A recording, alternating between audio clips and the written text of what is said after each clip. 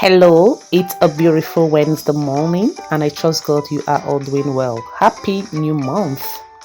It's a public holiday, and I'm super excited.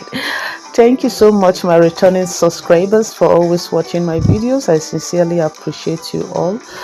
This morning, I bring to you the Punch newspaper because some of the headlines I am seeing here today is worth sharing with you. Yes. So our big news today is Workers' Day. Labor laments rising food prices, fuel crisis, and the writer says reps, NLC, NBA, students reject electricity tariff hike, lament rising inflation. And another writer says queues worsen gridlock, commuters stranded, more vessels discharged, PMS. And that story is on page 2 and 7 of the Punch newspaper this morning. Again, we have another story here which says Interpol pursues extradition of Benin's chief from Kenya. The story is on page 20 of the Punch newspaper this morning. Again, we have another story here which says Naira rebounds as dollar supply hits $7 billion in 2 months. Wow, that story is on page 21 of the Punch newspaper this morning. Again, we have another story here which says federal government raises salaries of military, police, others. That story is on page 29 of the Punch newspaper this morning. This is the good news, right? Again, we have another story here which says Dangote refinery gets valid operating license soon, says federal government. That story is on page 31 of the Punch newspaper this morning. Again, we have another story here which says pregnant women, 8 others injured in Lagos gas explosion. Honestly, I saw this video today on Facebook. I felt so sad. People burned to ashes. Gas explosion can be very, very disastrous. Like, I really felt for that pregnant woman, and according to the story, she was holding a baby she was holding a baby in her hand, and she's also pregnant. She burned, and others.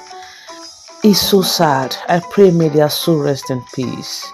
Again, we have another story here which says 200 billion naira debt. Hype man threatened closure of 30,000 filling station. 30,000 filling station threatened to be closed. Please, they should not do that too, because yesterday I went out from my office. I went out to buy some things, and you can see queue everywhere. The vehicles are packed, no fuel. Please, the federal government should do something about this, because it's very, very frustrating, and the high cost of transportation is traumatic. Like, you can see how people are frustrated. The transportation is high, but salaries remain the same. It's not easy for a common man. We have another story here which says 155 stranded Nigerians repatriated from Libya.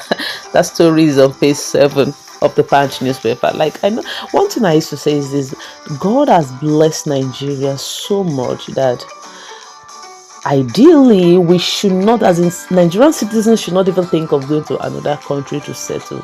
But because of the hardship, unemployment, because people want to go out to even Libya for greener pasture, and now they have been repatriated. Honestly, to come back to Nigeria in this situation we are. Okay, again we have another story here which says the federal government offer free ride at Port Harcourt. About train service resumed. That's a good one. So these are the headlines we have today from the Punch newspaper this morning. Yeah, being the first day of May 2024, and I felt it is very important to share with you as usual. Yeah, so we know what is happening in our dear country Nigeria, and of course the world at large. Thank you so much for always watching.